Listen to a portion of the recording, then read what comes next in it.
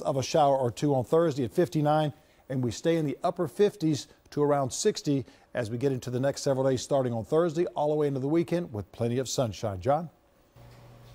Welcome back, everybody. Trial Tuesday once again. Today we're discussing how to spot crime in your area and what legal actions you can take to protect yourself and your family. Attorney David Aylor, the Caped Crusader, who doesn't wear a cape all the time, usually wears a suit and a tie, joins me right now this morning with much more. Counselor, how are you today? I'm doing well. Well, let's talk about spotting crime, because there's a couple different tools and new websites and things like that that can really track crime where you live. Yeah, actually this specific website, spotcrime.com, is perfect for anybody that's interested in finding out what types of crimes, or at least alleged crimes, are being committed in and around their area. It really helps for people with families, things like that, if you're going out of town, because a lot of crimes don't get reported. Obviously, there's hundreds of arrests every day, and other than a handful that you hear about on the news, you may not know just how close some things are happening around you. How can we use that information, that data on that website to really kind of look out for crime in our area and use maybe predictive policing in kind of a citizen's way to make sure that you can make your neighborhood safe?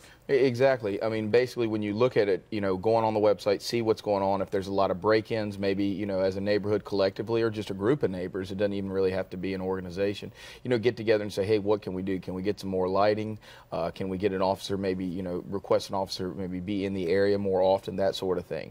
If it's something related to, for instance, public drunkenness, because there may be a local pub in the area, you can file a complaint about that, saying, hey, there's a lot of people that are, leaving the bar that's close to our neighborhood inebriated, making trash, noise, that sort of thing. So it really depends on what's in your area, but what the website shows you is not only what people have been arrested for, but exactly where within your region. And then you could also try and develop a neighborhood watch program. That could be another avenue that you might want to pursue. Absolutely, and a lot of times in these situations, that's what is spurned after they start to review and see what's going on, and you have people that start to be more cautious and start looking out for everyone within the area, because it doesn't have to be an epidemic for there to be multiple victims within just a couple of streets from you. Yeah, well, let's use one of those examples that you brought up. Let's say a breaking and entering, a rash of breaking and entering down in your neighborhood, and you see somebody in the act. What do you do immediately? What is your legal actions? Well, the first thing you need to do is call 911. You don't want to put yourself in danger by trying to take any actions. You call 911, and at that point, sometimes you see that people will make noise, that sort of thing, try to alert, other people in the area, or also maybe scare the intruder away. But you don't want to get too close. You don't want to try to be Superman yourself, because you could ultimately end up injured.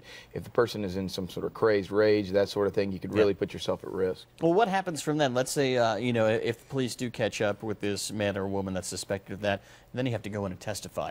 Talk us through that portion of what happens next. Well, ultimately, by the time it gets to a trial, if in fact that's where it goes beyond the initial arrest and police report where they take your statement, you're going to be prepared by the prosecutor in that they're going to explain the process. You're going to go in there, and you would have to be in front of the person who was alleged to have committed the act, because obviously it's their right to cross-examine you as a witness. So it's something that is somewhat uncomfortable if you've not been in a courtroom, but usually you're going to have both the arresting officer as well as a prosecutor really try to prepare you for it prior to that day. And your attorney will definitely walk you through what you kind of need to go through, what's in the courtroom. Absolutely, and exactly sort of how the process will go, as as far as when you get up there and how all that works. And it's similar to Matlock. Right. Now that you use that website in your own neighborhood and kind of found some shocking results as well. Right. I was very surprised to see the amount of arrests just within the area close to my where I live. And at one point, I actually had someone relatively recently see someone running through the neighborhood, called the cops. They found the person, and that person actually had about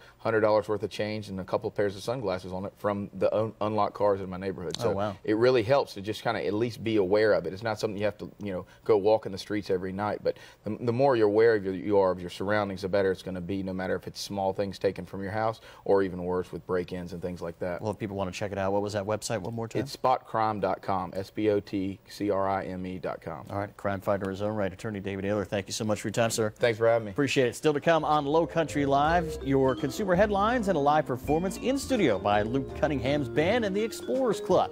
Stay with us.